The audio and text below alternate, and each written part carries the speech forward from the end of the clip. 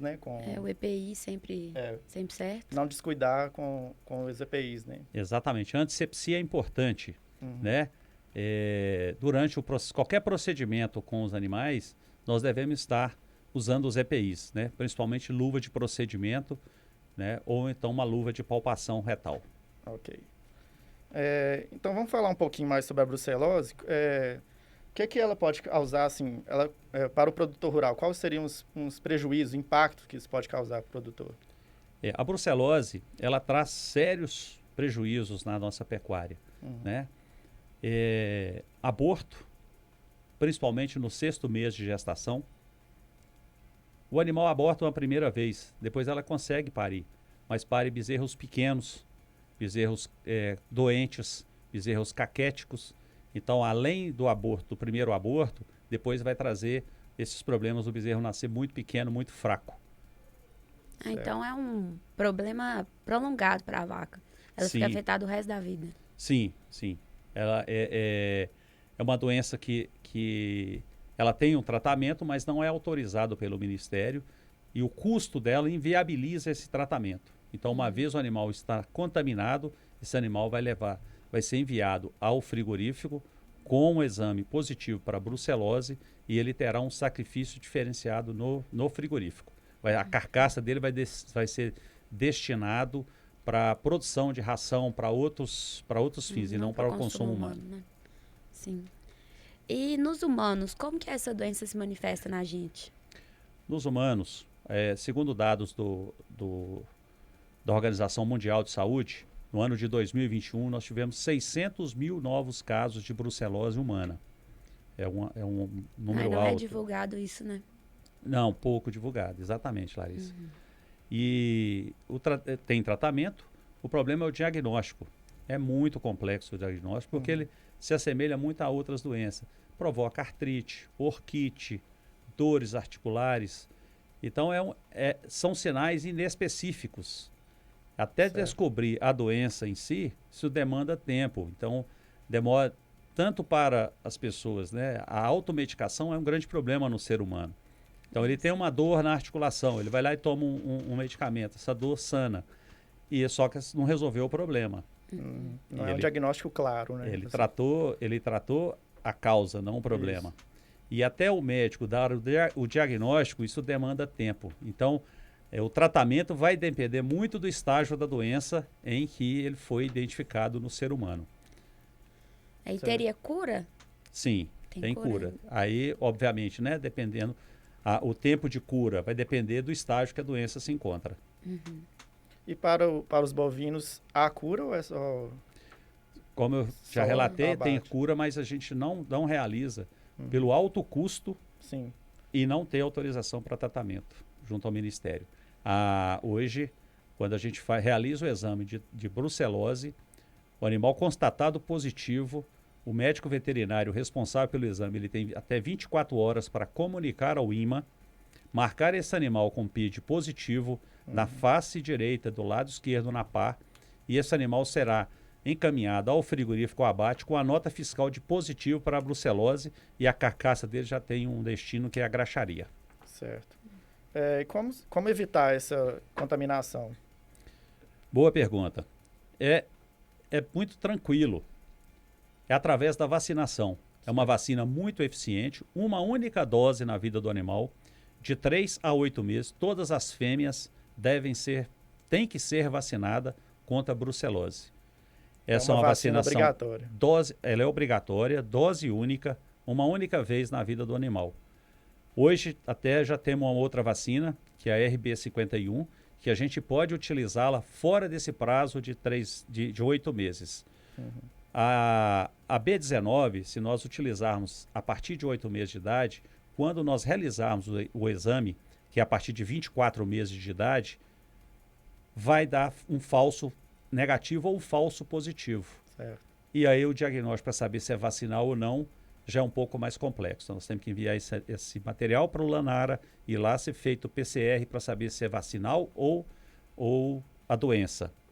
Então, quando acontece isso, normalmente o animal vai ser sacrificado, né, antes do diagnóstico. Então, acaba sendo também bem deixado de lado, né? Porque prefere fazer a eutanásia do que realmente porque é uma questão de saúde pública, a brucelose. Então, tinha que ser mais investigado, isso principalmente pelos órgãos públicos, né?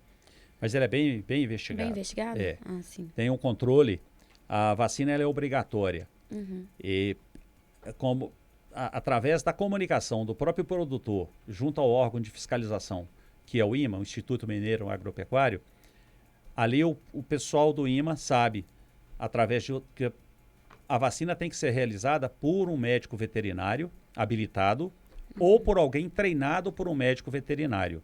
Tem que ser uma pessoa treinada. Essa vacina ela não é comprada livremente no mercado. Ela tem que ser comprada através de receituário e a pessoa que vai manuseá-la tem que ter um treinamento, porque principalmente a B19, ela é bactéria viva.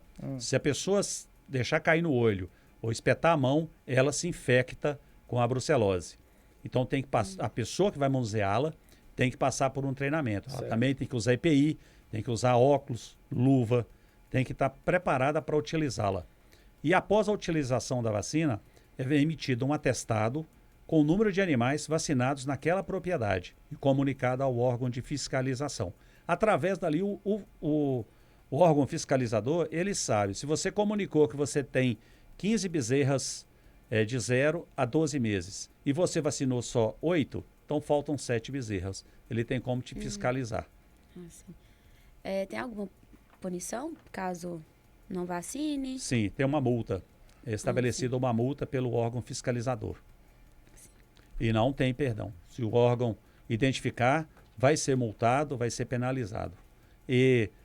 Mas as pessoas tomam muito cuidado porque tem uma forma do IMA controlar. Se você tem um prazo de vacinação, que é no máximo a cada 6 meses, né, as fazendas têm que passar por vacinação.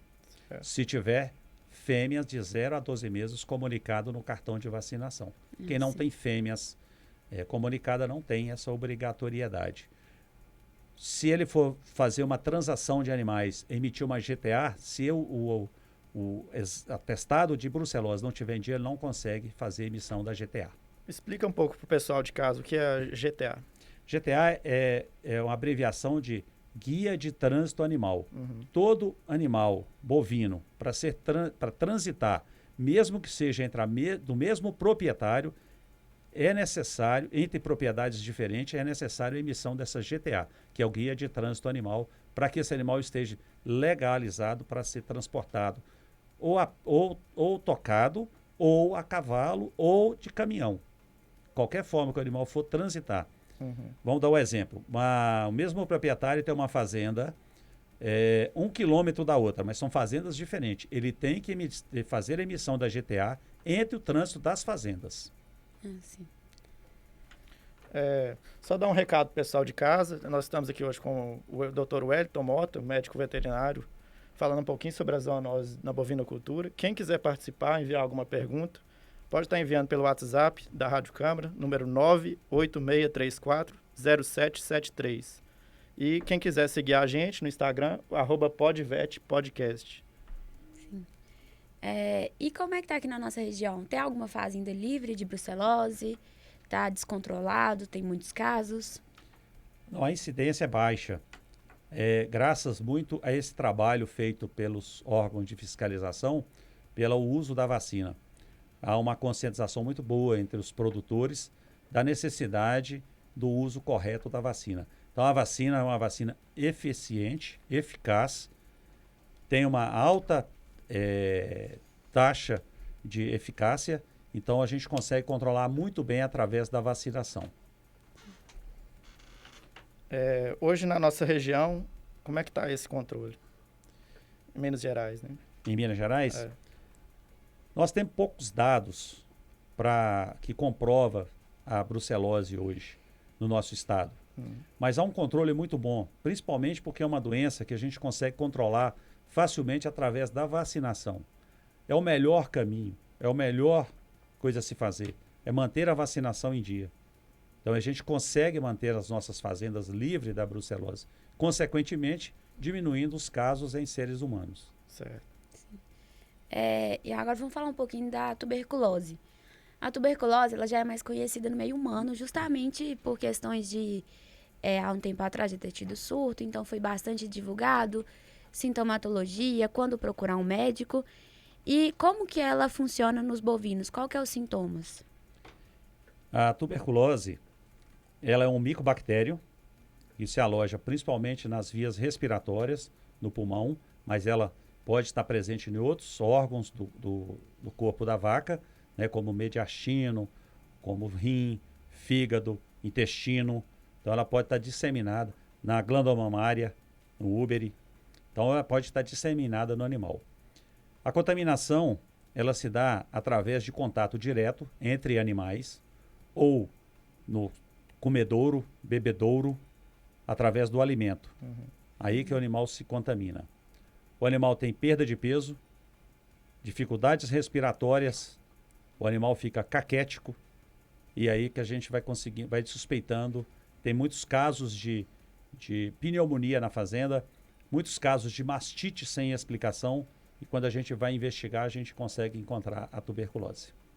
Certo. Eu posso pegar, tipo assim, um ser humano pode pegar a tuberculose ao beber leite ou comer carne crua?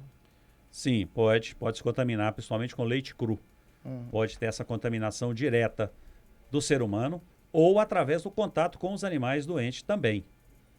Então, ao examinar o animal com suspeita de tuberculose, você tem que estar usando máscara para evitar a inalação, né, de resíduos para você não se contaminar. É a tuberculose que é conhecida como a doença do curral, que não, principalmente gatos e cachorros que ficam muito à beira de curral, que tomam aquele leite ali sem estar pasteurizado, sem nenhum tipo de tratamento, até a gente mesmo, se contamina? A tuberculose, ela é específica de espécie, ou espécie específica. Ou seja, tem a tuberculose canina, tuberculose bovina, tuberculose felina, tuberculose de aves, tuberculose equina. Então, ela é espécie específica. Mas há tipos de tuberculose, principalmente a bovina, que consegue veicular entre bovino e humano e bovino. O gato, ele se torna um reservatório da tuberculose. Então, isso pode acontecer. Quando a gente vai realizar o exame em uma fazenda e que esse curral tem a presença de gatos, tem muita presença de aves, galinha, normalmente quando a gente vai fazer o exame, a gente usa duas tuberculinas. A específica, que é a bovina, e a inespecífica, que é a aviária. Então a gente chama de prova comparativa.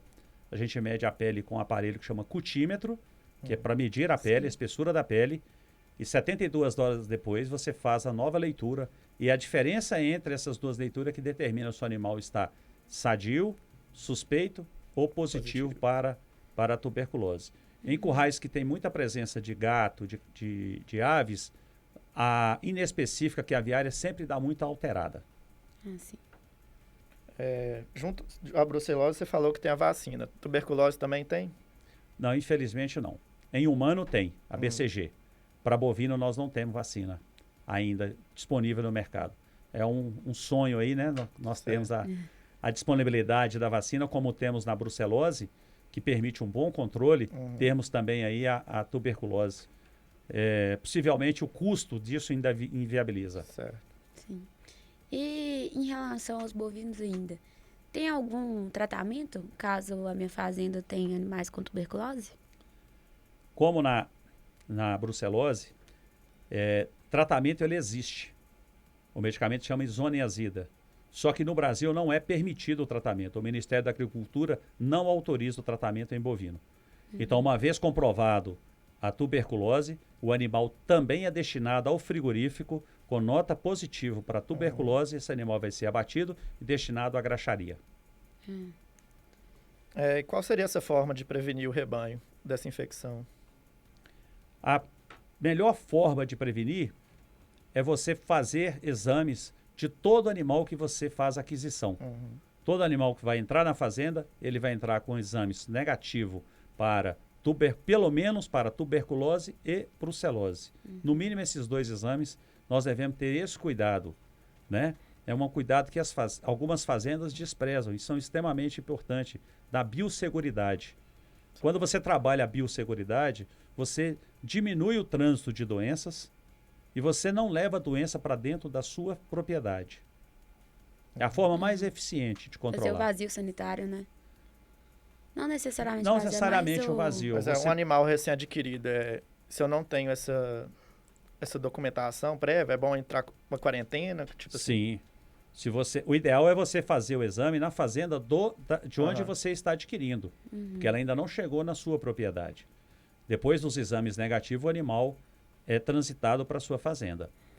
Caso você não tenha possibilidade de realizar o exame lá, Certo. chega na fazenda, deixa esse animal em quarentena, deixa esse animal isolado do restante do rebanho, realiza os exames e depois sim que você libera esse animal para o convívio com o restante dos seus animais. Mas, no caso, para a gente emitir essa GTA, já não seria obrigatório ter esses exames negativos? Hoje, se você for transitar com animais interestadual, você só pode fazer a reemissão da EGTA após o atestado de exames de tuberculose e brucelose. Sim. Dentro do estado não há essa exigência ainda. Sim, então acaba contaminando muito de fazenda vizinha. Pode ocorrer. porque Se não- você adquirir um animal com tuberculose, você pode estar trazendo problema para dentro da sua propriedade. O ideal é que toda fazenda ela tenha um protocolo sanitário para a aquisição de animais. Né? Que nós estamos falando só da tuberculose, brucelose, mas nós temos aí outros problemas, as verminoses, né? os ectoparasitas. Você está trazendo uma cepa nova, você traz uma cepa nova de babésia, de anaplasma, né? Você traz outras doenças junto. Então, o ideal é fazer uma ficha, né? Um protocolo para a aquisição de animais dentro da sua propriedade. Aí você tem o seu médico veterinário, pede ao médico veterinário que faça esse protocolo para que os animais que vão entrar na sua propriedade passem por esse protocolo sanitário. Sim. E falando um pouco da raiva agora, que até assustou um pouco as pessoas, que recentemente a gente teve um caso de raiva humana que foi transmitida por bovinos. Tem aquela preocupação maior já, sempre que um cachorro te morder, observa o animal por 10 dias para ver como, se vai manifestar alguns sintomas da raiva. E recentemente eles estavam estudando, né, para essa vacina contra a raiva começar a ser obrigatória. Como que tá isso?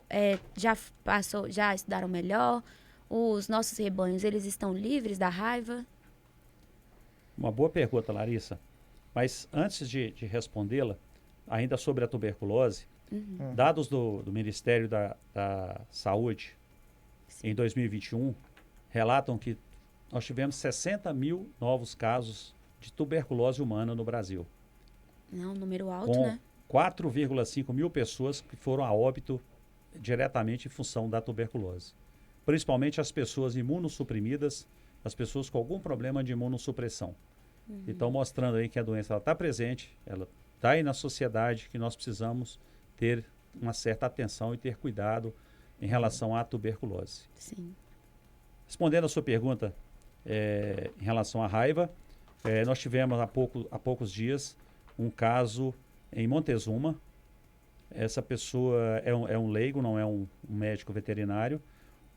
Teve um bezerro, que é importante, um bezerro, que as pessoas ainda não acreditam que o bezerro vai contaminar, contrair a raiva, né? Esse bezerro, relatos clínicos, é que ele estava espumando a boca, estava com dificuldade respiratória. E a pessoa, na vontade de ajudar, achou que o bezerro estava engasgado. Enfiou a mão na boca do bezerro para desobstruir as vias aéreas. Não tinha nenhuma obstrução. Poucos dias depois, essa pessoa apresentou, deu entrada no hospital, no Espírito Santo, com sinais neurológicos. E os médicos começaram a fazer, então, a rastreabilidade, que a gente chama da epidemiologia da doença, ou seja, identificar onde que está essa raiz desse problema neurológico, e chegou até o bezerro. E o bezerro foi diagnosticado com raiva. E essa pessoa também foi diagnosticada com raiva. E a raiva humana, infelizmente, não tem tratamento. Isso é importante frisar, gente. A raiva humana ou do animal não possui tratamento eficaz. Certo. Isso. Eu acho muito importante a gente falar principalmente da sintomatologia da raiva. Porque as pessoas acabam confundindo muito, achando que o animal com raiva, ele é realmente raivoso. igual quando animais de rua acabam mordendo a gente, acham que é esse que é os sintomas. Mas igual isso, essas questões que a gente acaba confundindo muito, é boca espumando, o animal é paralisado, dificuldade para deglutir. Então, eu acho importante a gente falar bastante dessa questão, porque tanto ano passado quanto esse ano a gente também teve casos na região urbana de raiva em animais. Tem até um gato em Belo Horizonte, doméstico, e agora a gente também está vendo aí casos em humano que já tinha muitos anos que não era diagnosticado. Como na brucelose, a raiva, a forma mais eficiente de controle é a vacinação. A vacinação tem uma eficiência muito boa, uma eficácia muito boa. O que falta é cuidados na aplicação da vacina. Alguns cuidados têm que ser cercados.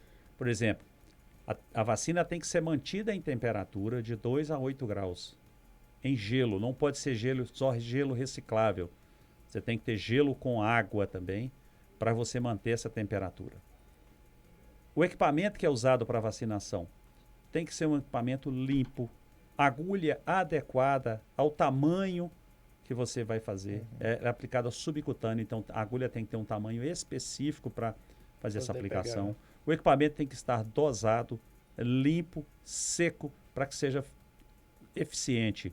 A troca de agulha é importante, antisepsia do local de aplicação. Então são cuidados básicos que as pessoas, quando estão no manejo, pulam essas etapas e isso diminui a eficiência da vacina. Mas a melhor forma de controle é a vacinação. A transmissão é feita através da picada do morcego. O morcego, ele também é vítima da doença. Ele contrai a raiva e ele morre da doença também. E o morcego infectado infecta outros animais. Sim. O ser humano consegue pegar, tipo assim, igual esse caso, né? Que de contato direto. Quais são a forma de contágio com o animal para o ser humano? Contato direto, principalmente com as mucosas, secreções. com as secreções, principalmente oral. Até um erro, né, uma forma errada de falar que o animal tem fobia à água, ou seja, medo da água. Não é medo. É porque o animal ele não consegue deglutir. O animal está com sede e na ânsia de beber a água, como o vírus ele vai paralisando o sistema nervoso central, ele não consegue deglutir. E como ele não consegue deglutir, aí parece que ele tem medo da água, mas não é. É simplesmente porque está sendo paralisado pelo vírus. Sim. Os sintomas, Larissa, realmente não são fáceis.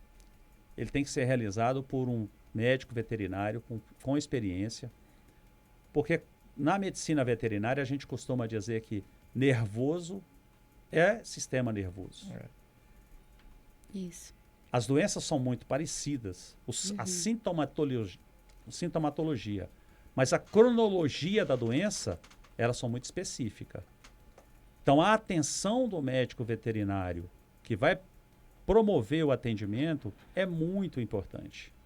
Tem uma cronologia da doença, tem a sintomatologia de cada doença. Várias doenças provocam paralisia, botulismo, plantas tóxicas, tétano, mas a cronologia da doença e o como desenrolar dessa doença que é importante. Por exemplo, na raiva, o animal paralisa primeiro os membros posteriores.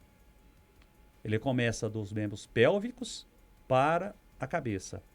Então o animal caiu principalmente das pernas. Faça o teste de sensibilidade, superficial e profunda. O animal não tem sensibilidade, você já suspeita de raiva. Você vai subindo com uma agulha sem estar furando o animal, é só encostando no animal para ver se ele tem sensibilidade. Está sentindo, né? Se ele tem sensibilidade. Você sobe dos membros pélvicos, das pernas, em direção à cabeça. Até ver onde que ele tem essa sensibilidade. É muito importante, nas suspeitas de raiva, você não pode eutanasiar o animal e enviar o material para análise, porque você pode ter aí um falso negativo. Você tem que esperar o curso da doença, o animal morrer, para depois sim você realizar a necrópsia e a retirada do hipocampo e do cerebelo para ser enviadas ao laboratório para exame. Aí que vai ser dado o diagnóstico. Se você antecipa eutanasia o animal. Eutanasiar é uma forma de você sacrificar o animal de forma humanizada. Quando a gente vai realizar a eutanásia de um animal por algum problema, a gente vai sedar esse animal e vai eutanasiá-lo para ele não sentir dor. Mas no caso da raiva, se você antecipa e eutanasia, vai dar um falso negativo. Porque o curso da doença está transitando ainda no sistema nervoso e pode ainda não ter atingido o cérebro. Então você não consegue fazer o diagnóstico correto. Sim. E os laboratórios do Brasil, eles estão autorizados a fazer esses testes? Aqui em Minas Gerais, a gente tem um laboratório do IMA, que é quem recebe esse material. Até a forma de envio desse material, Larissa, ela tem que ser muito específica. Antigamente era enviado uma parte do cérebro em formol e outra resfriado. Hoje não, ele é enviado todo resfriado. Não pode. Esse material não pode ser enviado em moto, por exemplo, motoboy. Não pode ser enviado. Esse material, para ser enviado ao laboratório, ele tem que estar bem acondicionado, numa caixa de isopor, dentro de um frasco fechado, protegido, para caso tenha um acidente, não espalhe material, porque você está levando o material de sistema nervoso contaminado pelo vírus da raiva. Se você não toma esses devidos cuidados, você espalha o vírus. Sim. Então, não pode ser em moto, tem que ser de carro, dentro de uma caixa de isopor, muito bem acondicionado. Wellington, tem uma pergunta aqui, vinda das redes sociais. Quem eu procuro caso eu desconfio de algum animal na minha propriedade com raiva? Médico veterinário. O médico veterinário da sua região, ou da cooperativa, ou do próprio sistema de fiscalização, que é o IMA. O IMA também atende esses casos, caso a pessoa não tenha um médico veterinário na sua propriedade. Para quem IMA não pode sabe, fazer o isso. IMA é um órgão. O IMA é o Instituto Mineiro de Agropecuária, é o órgão de fiscalização que a gente tem em todo o município. Todo município tem um IMA presente. Certo. Sim. E falar um pouquinho da forma de prevenção. Só a vacina já serve? Tem algum outro caso que tem que fazer? A vacina é muito eficiente, Larissa. Ela é feita... o que as pessoas têm que ter cuidado, por exemplo, bezerros. A partir de 4 meses de idade tem que receber a primeira dose de vacina. E todo animal que a gente chama de primo vacinado, o que é primo vacinado? Vai receber a primeira dose da vacina. Ele tem que ser revacinado, porque nenhuma vacina é 100%. Então, a gente tem uma eficiência da vacina. Então, para que nós tenhamos uma cobertura maior vacinal, esses animais que recebem a primeira dose, de 21 a 30 dias depois, ele tem que receber a segunda dose da vacina. E a partir daí, vai depender um pouco de cada região. De 6 a 12 meses a terceira, e aí todo ano receber essa vacinação. O reforço vacinal. Depende um pouco da região. A raiva ela é endêmica em Minas Gerais. Ela está presente em todo o estado. Então tem que ter atenção o tempo inteiro. E a única forma, a forma mais eficiente que nós temos de controle é controlar através da vacinação. Sim. A captura de morcego, ela também pode ser eficiente. O pessoal, principalmente do IMA, costuma colocar rede em cavernas, nesses locais, capturar esses morcegos, borrifá-los com um produto químico, porque o morcego tem mania de se autolimpar e os outros também fazem isso. Então, quando ele vai para a caverna, um morcego lambe o outro e acabam morrendo. Mas é muito mais difícil a gente fazer esse controle através do morcego. Isso. A eficiência maior ainda é através da vacinação. Se eu não me engano, eles fazem esse estudo de 4 em 4 anos, né? E parece que eles adiantaram um pouco pela questão desses casos que está tendo de raiva, principalmente aqui em Minas. E tem muito bovino aqui na nossa região infectado com raiva? Felizmente, não. Nós temos raiva em bovino, mas a gente não tem uma alta incidência, não. Mas nós temos casos aí, rotineiramente, com a doença. Sim. E caso eu for infectada, o que eu tenho que fazer? Porra, Larissa, despedir da vida. Porque eles costumam falar que a gente já tem que procurar um posto de saúde, tomar umas 10 agulhadas, né, do soro da raiva. Cruel, né? Olha, se as pessoas que gostam um pouco mais aí, colocar no YouTube raiva humana, Eu não aconselho bem se triste. não tiver preparado. Sim. Porque são relatos, hoje inclusive não é mais permitido filmar e não é permitido eu divulgar mais esses vídeos. Mas vídeos antigos, vocês vão ver lá vídeos antigos. A pessoa fica amarrada na cama.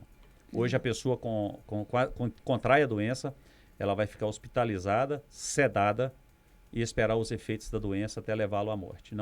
Infelizmente não temos ainda tratamento eficiente para o tratamento da raiva. Para os profissionais que lidam diretamente com animais, né, os médicos veterinários principalmente, eles têm que ter o seu cartão de vacinação contra a raiva em dia e manter a sua titulação em dia também.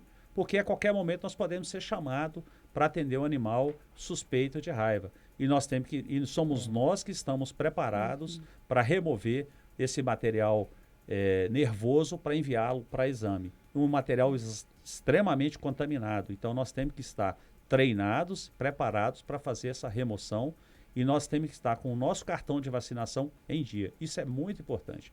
Todo médico veterinário tem que ter o seu cartão de vacinação em dia, principalmente contra a raiva.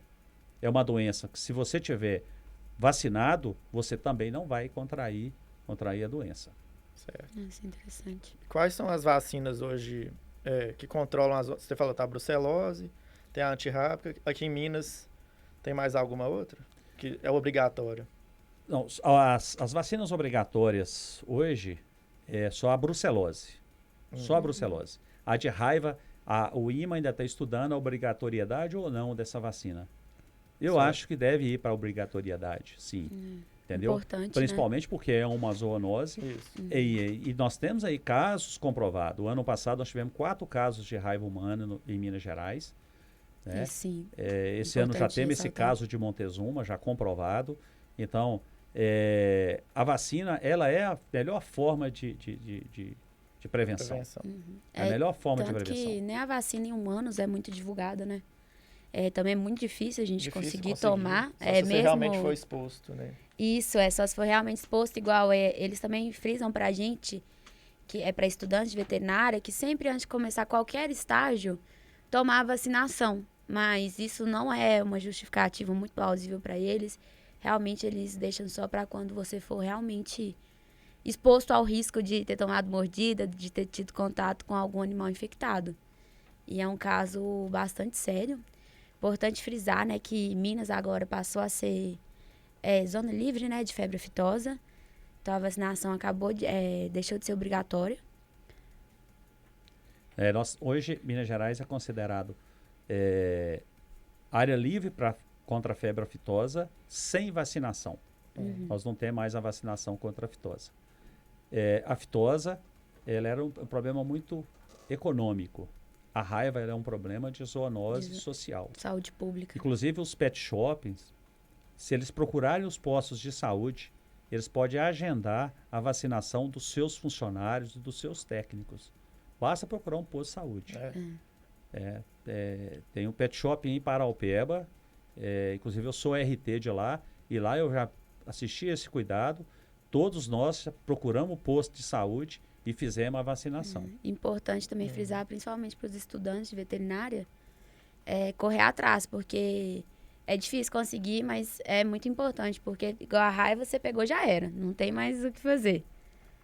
Mas se você tiver uma comprovação que está estudando medicina veterinária, você tem direito à vacina. Qualquer profissional, acho que dá. Qualquer profissional que mexe com animais. Profissional. E estagiário, ele está sujeito, porque ele tem que, para ele se qualificar, ele tem que fazer estágio. Não só nos pet shop, como nas fazendas também, acompanhando um médico veterinário formado. Igual a gente falou no início da entrevista, tá sempre usando o EPI, né? Mantendo os cuidados básicos, não descuidar, né? Ao mexer com o animal. Isso é muito importante, gente. A utilização correta de EPI. Em qualquer situação, se você vai manusear uma ferida de um animal, usa uma luva de procedimento. Faça uma boa limpeza, mas usando. Ter esse cuidado. Tanto isso para os estudantes quanto para os médicos veterinários. Não desprezar o uso dos EPIs. Principalmente em fazenda, o povo acha que é uma coisa desnecessária, né? que já tô salva acostumado. vidas. Não, nunca aconteceu isso. Mas nunca se sabe, né? Realmente salva vidas, uma coisa boba, né? Até colocar uma luva, o óculos de proteção, sempre importante frisar.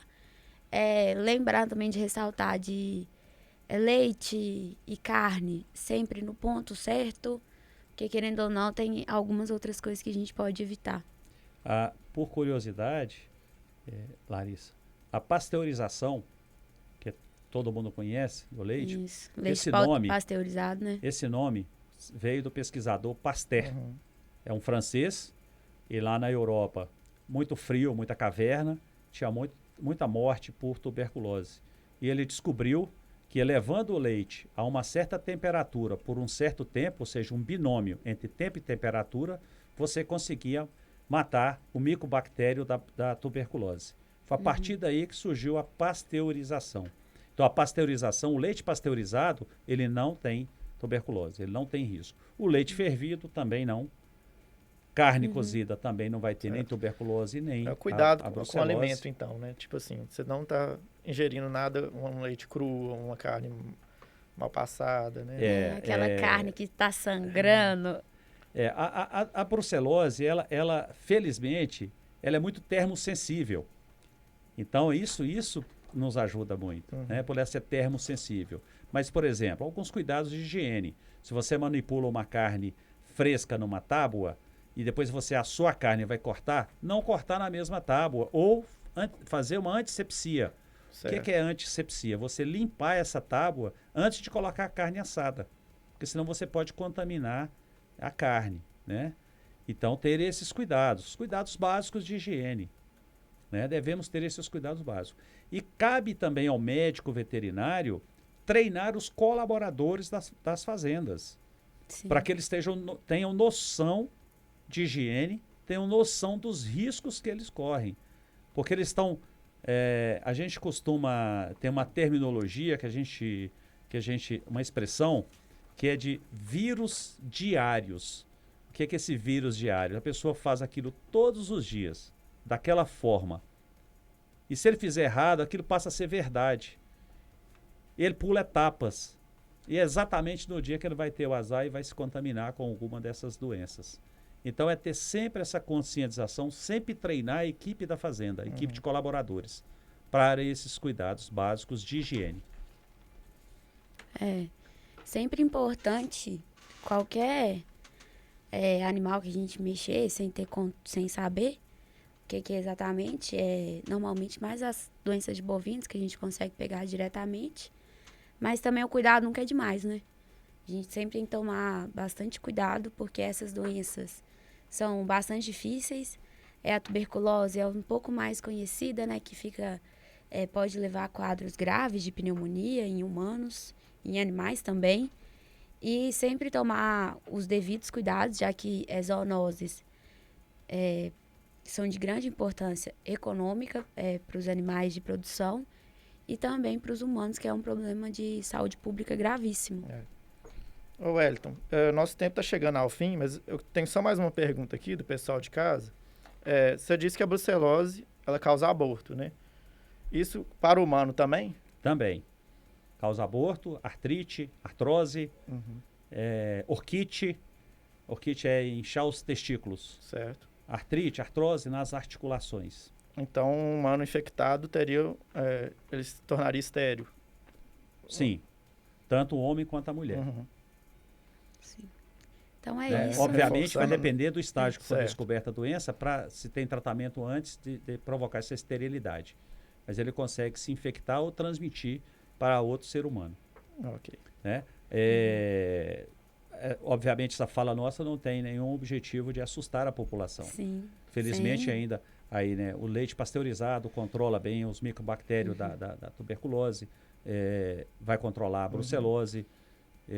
Os animais que são abatidos em frigorífico passam por inspeção de médico veterinário. Nenhum abate pode iniciar ou finalizar sem a presença do médico veterinário responsável, que a gente chama de RT, o responsável técnico. Então, esses animais são inspecionados e caso o animal apresente alguma lesão para alguma dessas doenças, essa carcaça é imediatamente separada das demais. Então, em função dessa fiscalização nos frigoríficos, né, desses cuidados básicos, é que nós não temos maiores problemas com essa transmissão. Então, não é para assustar ninguém, mas é para deixar as pessoas alerta, principalmente quando for manusear os animais. A doença né? existe, então tem As que ter doenças os cuidados. existem, está aí presente no nosso meio, né? Precisamos ter cuidados ao manusear os animais e os alimentos também, Exato. né? Temos cuidados básicos de higiene. Lembrando só que todos os alimentos de origem animal, eles são sempre fiscalizados desde o abate até a chegada da sua mesa, né? Até chegar na prateleira do supermercado, sempre tem um veterinário ali responsável pelo controle de qualidade. Isso é importante, Larissa. Todo alimento de origem animal consumido no Brasil e que esse alimento ele tem lá a presença do SIM, que é o Serviço de Inspeção Municipal, ou do IMA, que é o Instituto Mineiro Agropecuário, ou do MAPA, que é o Ministério da Agricultura, todos esses alimentos são inspecionados por médico veterinário. Sim. É a única profissão que fiscaliza, que é responsável por isso. O médico veterinário tem um papel extremamente importante na saúde pública. Isso é um trabalho de saúde pública que é feito por médicos veterinários. Nós estamos preparados, qualificados, as universidades procuram trabalhar muito isso para que os alunos saiam de lá preparados para fazer uma fiscalização nos alimentos, permitindo aí um bom alimento sendo fornecido na mesa para os nossos consumidores. Certo. Mais alguma pergunta? Não, finalizando. Wellington, eu gostaria de agradecer a sua presença aqui hoje, né? Tirado um pouco do seu tempo, tá passando um pouco do seu conhecimento para a gente. Agradecer aos nossos ouvintes, né, da Rádio Câmara 103.5, da TV Câmara 11.2. Estamos aqui todas as quartas-feiras, a partir das 15 horas. E é isso. Podvet Podcast no Instagram, para quem quiser seguir. Acompanhe Muito sempre obrigada, a gente. né? Muito obrigado por mais um dia aqui com a gente. Eu agradeço a oportunidade, me coloco à disposição aí, se tiverem perguntas depois, podem me encaminhar, que eu procuro respondê-las, né? Como eu disse, não é o objetivo, vocês estão de parabéns para esclarecer a população sobre essas zoonoses, né? Não é para assustar a população, os alimentos que têm, procurar consumir alimentos que tenha aí registro de inspeção, os 3 que eu já citei aqui, né? Porque esses alimentos são inspecionados por um médico veterinário e a chance de contaminação aí reduz bastante. Ok. Obrigado, viu? Obrigada.